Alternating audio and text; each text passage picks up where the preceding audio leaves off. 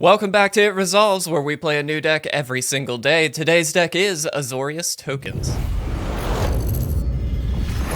Welcome back, everybody, to another Dominaria United standard gameplay video. I am beyond stoked about this set, guys. We have been having a blast with it. John has been doing a phenomenal job of not only live streaming, which is his normal thing, but also getting a ton of gameplay recorded. So you'll be seeing a lot of that over the weekend.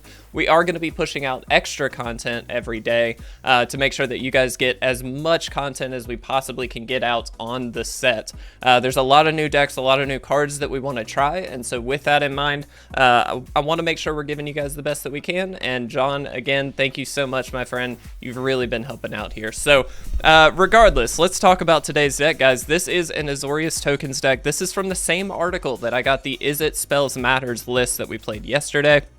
I really like this list.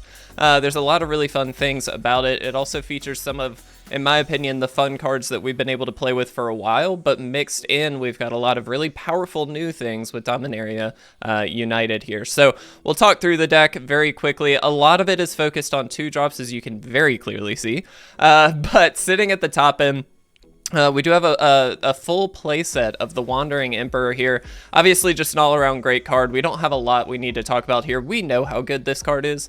Being that this is the top end and it's instant speed, it makes it really easy to leave up some of these other pieces that we'll talk about a little bit later. And if we can get this down at an opportune time, we certainly will. In the 3-drop slot, one of the cards that we've been playing with for quite a while that we know is amazing is Wedding Announcement. We know this is great for a tokens deck. It spits out tokens, provides some card draw, and then lords everything up on that flip side for Wedding Festivity, which is absolutely awesome. One of the new cards from Dominaria United, one of my favorite new cards actually, is Aether Channeler. 2-1 for 3. When it enters the battlefield, you get to choose any one of the following. You create a 1-1 bird creature token with flying. Most often, that's probably going to be the thing that we do. However, the flexibility here is what we're looking for. You can return another target non-land permanent to its owner's hand. Worth noting, that is not just creature, that is any non-land permanent. So against your reanimator decks, things like that, it's a really easy way to kind of just bounce them off of the field, and then they can't necessarily replay them very easily. Or very simply, you can draw a card. So if we're finding ourselves down on resources, maybe against a discard deck, that'll give us the out to continuously draw a little bit. Some other new cards. We do have Sten, Paranoid Partisan. When it enters the battlefield, choose a card type other than creature or land. Spells you cast of the chosen type cost 1 less. This could be enchantment, this could be planeswalker, it could be instant. I think the important thing here is that this will actually change what we choose depending on the hand that we have at the time. You can, for 3, exile it and then return it to the battlefield under its owner's control at the beginning of the next end step. That's important for 2 reasons. One, if you do need to change the cost cheapening effect to a different card type to set yourself up for the future turns, you can do so. Or if they target this with removal, you have a way of bouncing it and making it difficult for them to actually do so. So there's a lot of positive behind Sten. Wrath Weatherlight Stalwart is also here. Whenever you cast an instant or sorcery spell, you can tap 2 untapped creatures you control, and if you do, draw a card. So again, giving us a little bit of that card draw on board. We do anticipate having at least a handful of tokens. This doesn't go as wide as things like Scoot Swarm, RIP, but it certainly is a good option, this deck, I mean, for getting a lot of tokens down. You can also pay 5 and creatures you control get +1/+1 and gain Vigilance until the end of the turn.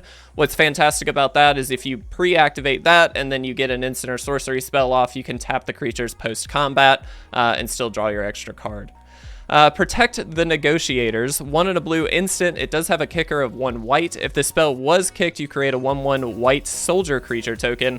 Otherwise, counter target spell unless its controller paid 1 for each creature you control. So again, because we do anticipate going at least somewhat wide, it's nice to be able to kind of capitalize on that in a counter spell. While this is normally very much a soft counter, my hope is that we can find it more as a just hard counter spell to a lot of things. Negate, speaking of hard counters, is a great way to deal with non-creature spells. Just a 1 of in the deck. We do have 3 Make Disappear as well. We can easily casualty this if we need to, so that's a very easy counter spell for us. One of my favorite cards that has been included in Standard is Impulse. I talked about this yesterday. Seeing 4 cards in Standard for 2 mana is extraordinarily good. I know some of you might be new to Magic and not know this card or not know how good this can be. I promise you, this is one of the biggest things that we have seen in the comment slot in quite a while, and I'm very happy with it. Resolute Reinforcements is here as a full 4. Flash comes into play, basically becomes 2 1/1 creatures. So you're spreading things out, which is exactly what we want to do. We do have 2 Fateful Absence and 2 Fading Hope as well. In the land slot, we do have Iganjo and Adawara. We do have a Darkar Waste, which is a nice little include. And then 1 Rafine's Tower, mostly I believe just for the cycling. I don't really have another reason to have black in the deck. I think it's just an extra card draw, as well as the green here on the headquarters. And then we actually have Plaza of Heroes here as well. So all that to say, guys, this is going to be an interesting one. We're going to jump right in, have some fun with this. Let's see what happens. All right, guys, and here we are for game number 1. This is actually a very easy keep, in my opinion. We've got both of these on turn 2, so not both, one of these on turn 2. Either one is great, and so we can actually just leave this up. Because this has Flash, a lot of this deck does play at instant speed. Makes it really easy because we don't have to pull the trigger on anything until we know we have the green light to do so. So let's see what we end up doing. All right, cool. I think we're just gonna flash this out. Let's go ahead and throw some things down onto the field. I would like to make sure that we are getting as much as we can down very quickly here. Now, yeah, let's do this. And this is actually a really good instance of we just want to return a permanent. And that kind of gets rid of that creature. It also lets us attack in. Like that kind of sets us up quite nicely.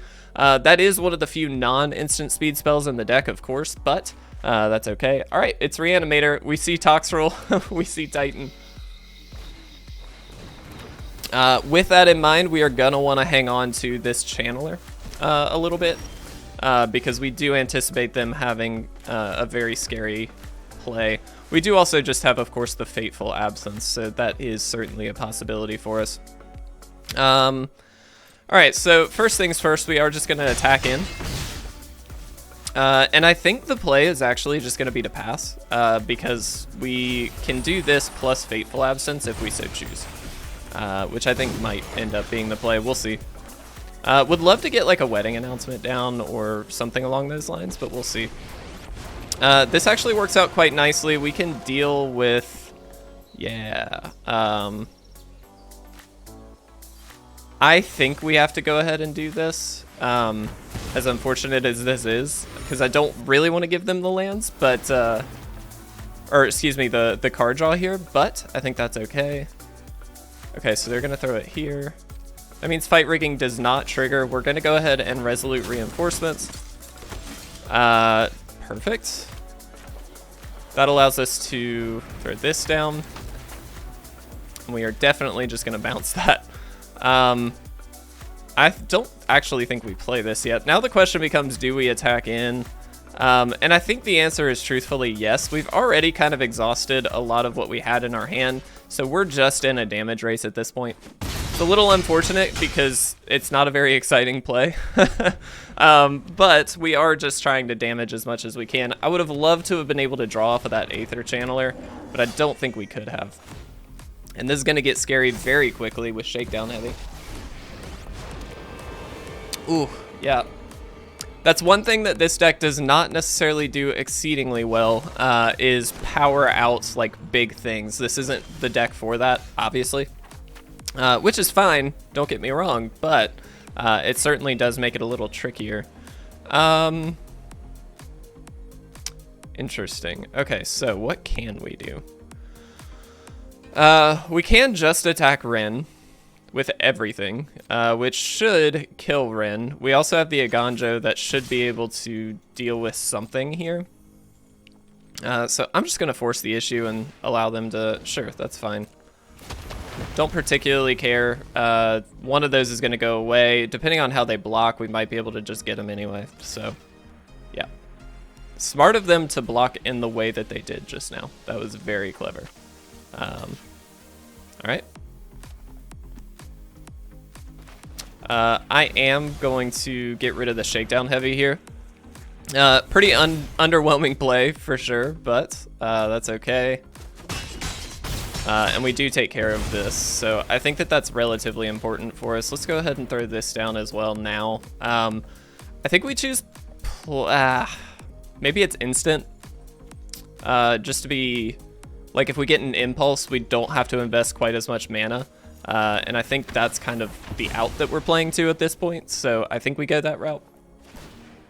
So they're gonna crack their clue, wow.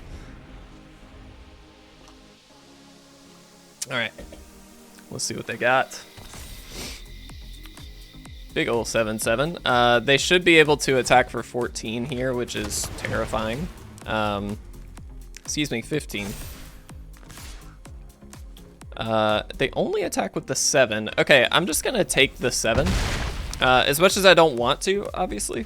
I don't think we've got a better option. We do need to keep our board kind of intact here. Oh no.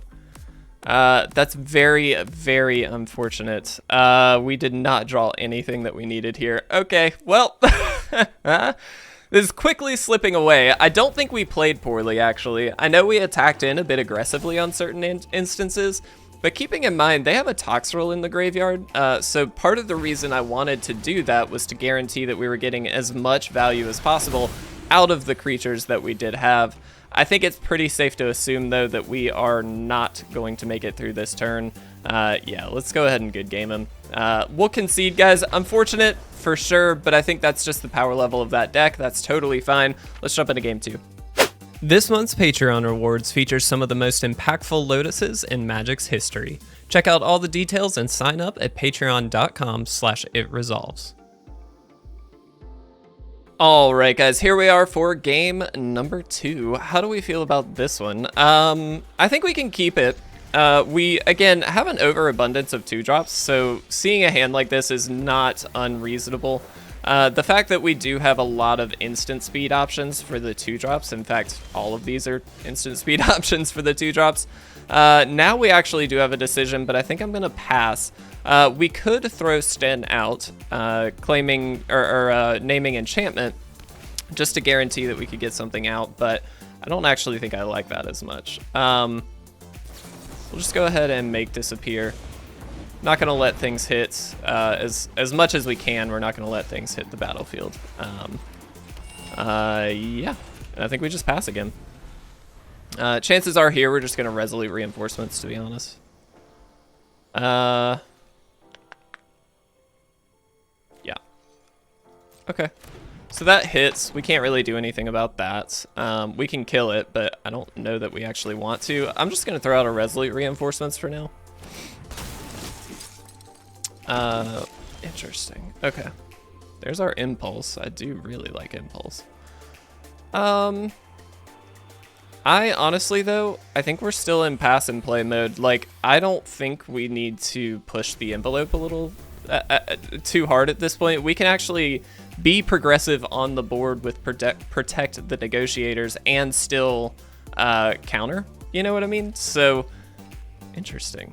All right, well, if that's the case, we are going to Impulse here. It's nice to draw Impulse in a situation like this because you just never know what you're going to need, so this kind of gives us the option. Oh, very nice. Okay. I mean, I still don't know exactly what the right play is here. I think we're going to start progressing our own board here. Let's get the Wedding Announcement down. We could attack in just to draw. Do I like that play? No, because we've got to protect the negotiators in play. So, or in our hands. So I think I'd actually rather just have the creature. This is an interesting deck that the opponent has. Okay, sure. So they Wolf Strike to kill one thing.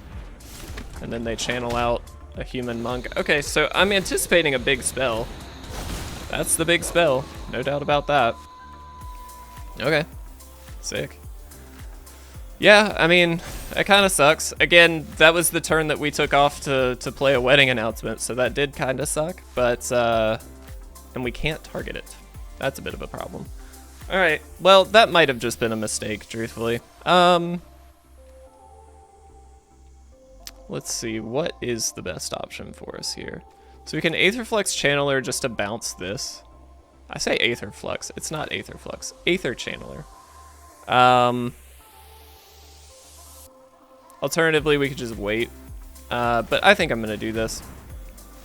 I don't really like the idea of just leaving things be in this scenario. So we'll return this to the battlefield. It does waste one of the triggers here off of the Caretaker. Oh, no, it doesn't. Okay. That's an aggressive save. Does this have trample? No. All right, 6. So we're just going to pass. We're going to keep creating. The good thing here is, like, they can't really get through for a lot of damage unless they sweep the low ground board somehow. So, like, I'm not, like, overly concerned at the moment.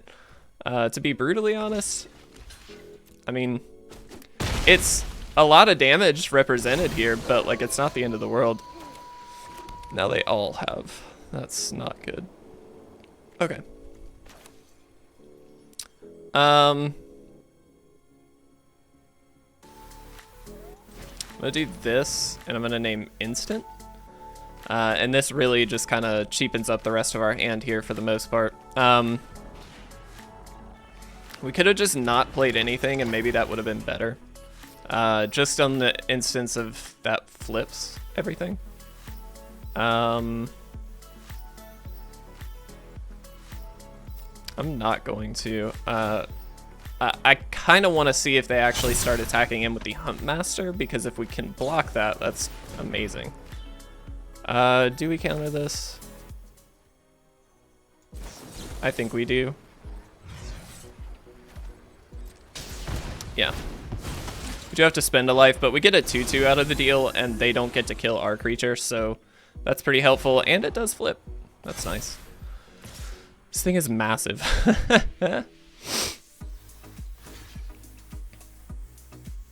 I guess my question is, do we, like, quad block? Yeah, I'm gonna do it. It forces them into a position where they've wasted all these triggers, and now they're basically just down to a 4/4. So I think that that's actually okay. Here, I think we just pass. Yeah, I think we just pass. We could have, I mean, played two things, I suppose, just to have tried to get rid of some stuff, but I don't really think we need to. We have the Resolute Reinforcements here as well, and Counterspell, so like we can play both as well as kicking the Protect. So this feels okay. Yeah. Wow. Okay. Let's Resolute.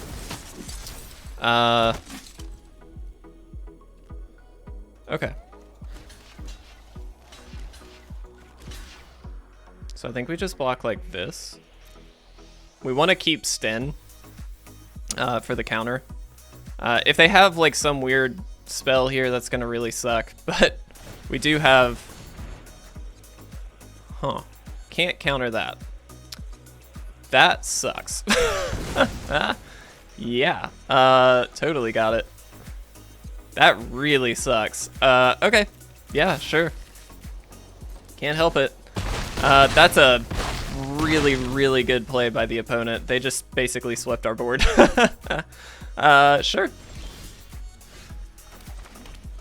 All right.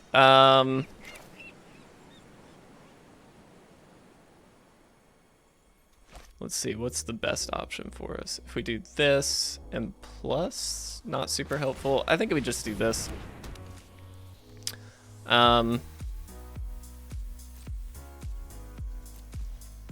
Yep, we're just in survive mode. But again, I mean, they've dealt 4 damage to us. Like, it's not...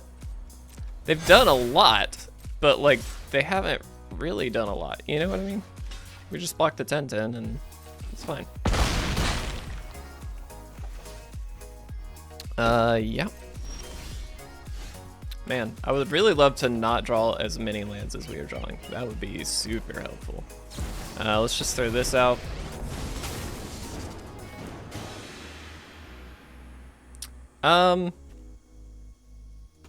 I guess we'll just minus. So here's like the really weird, nah, that's not good. No, we're not gonna do that. We're not gonna do that. That would be a terrible idea. All right. I mean, we're stuck. We really can't do too much at the moment. So this is about the best we got. I hate that they had a Beseju. That was such a good hit because we can't counter that. So that's like the one, like any of these channel abilities, that's like the one area where you really can't do that much, which is fine, but.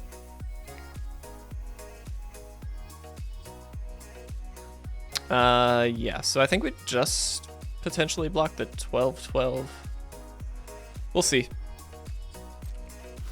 I feel like they have something here, but we do have Protect, so again, I'm not as concerned, but I kind of want to see what we get off of this.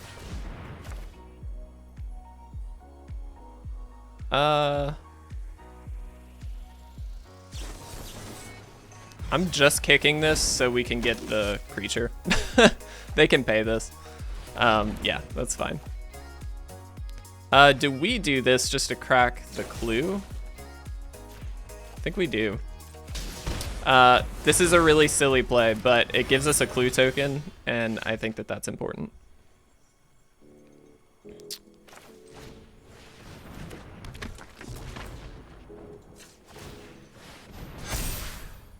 All right. Semi-helpful. Raph is really good, but it's not really going to help us get this done. It does get us in for some damage, which, hey, I'll take. Obviously, we're going to have to block both. Whoops. Block here. Block here. All right.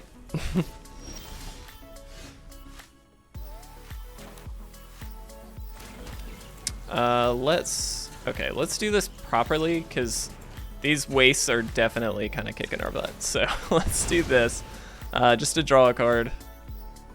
Not that great. Might as well.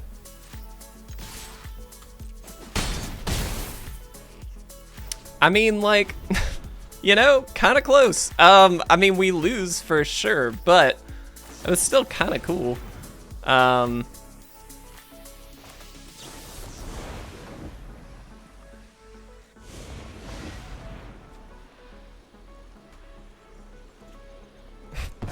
Gonna casualty out the thing so they have no target anymore.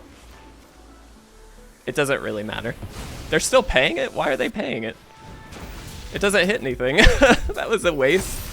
All right, they got us. Man, that sucks. Well, unfortunately, guys, that is probably all the time we are gonna have for today. So let's jump at the wrap up. Let's talk about this deck. All right, guys, so Azorius Tokens unfortunately didn't get a win, which I think is a showcase of how powerful, again, the standard format is right now. It's pretty phenomenal. Like, there are a lot of powerhouse cards in the meta right now. I think part of that last game, we definitely could have played better. If we had left up a counter, for instance, for that Caretaker, that game would have played out just completely differently, phenomenally differently. We would have countered that. They didn't have a huge backup play, and in that instance, I think we would have been fine. Regardless, though, this was a blast to play. I think there's something to the flash speed, instant speed of the Azorius Tokens deck that I'm really intrigued by. I do want to test this out a little bit more and maybe build more up around it, and so I'm hoping that we get a chance to revisit this later in the season just to see what we can do. I think it'll be a blast, guys. So thank you so much for watching. Again, we are going to be trying to pump out, as much content as possible for you guys over the weekend. So do stay tuned for that. And John, thank you again, my friend, for keeping us on track as I've been very busy with work and stuff like that. So thank you so much, guys. I really do appreciate it. I'll see you again soon.